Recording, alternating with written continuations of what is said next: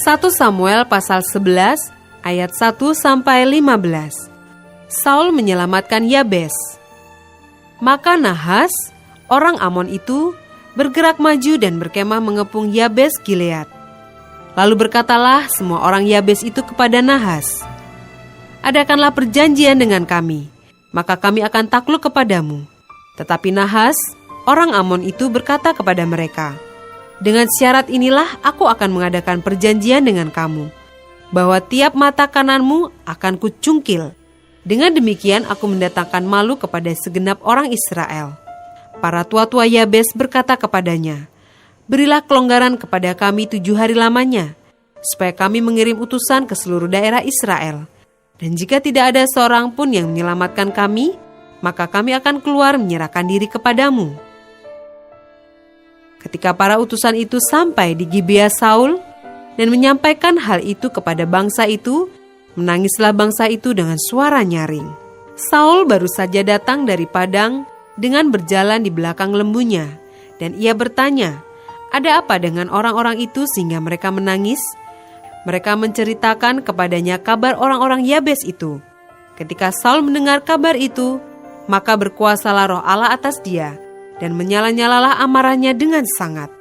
Diambilnyalah sepasang lembu, dipotong-potongnya, lalu potongan-potongan itu dikirimkannya ke seluruh daerah Israel dengan perantaraan utusan.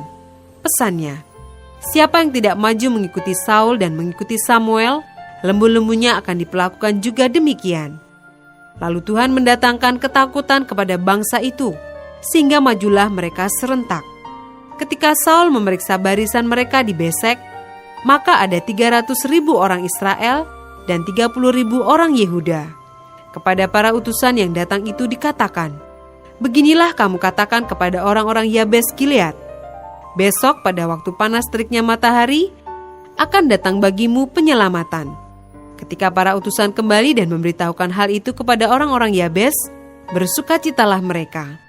Lalu orang-orang Yabes itu berkata kepada Nahas, "Besok kami akan keluar menyerahkan diri kepadamu, maka bolehlah kamu lakukan terhadap kami apapun yang kamu pandang baik." Keesokan harinya Saul membagi rakyat itu menjadi 3 pasukan.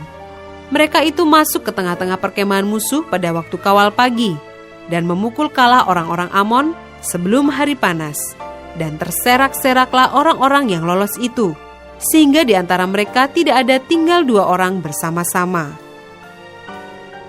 Lalu berkatalah bangsa itu kepada Samuel, "Siapakah yang telah berkata, 'Masakan Saul menjadi raja atas kita?' Serahkanlah orang-orang itu supaya kami membunuhnya."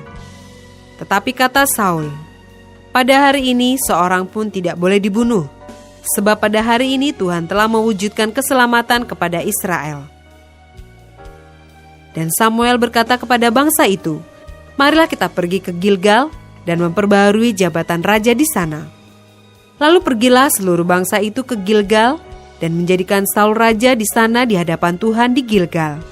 Dan mereka mempersembahkan di sana korban keselamatan di hadapan Tuhan.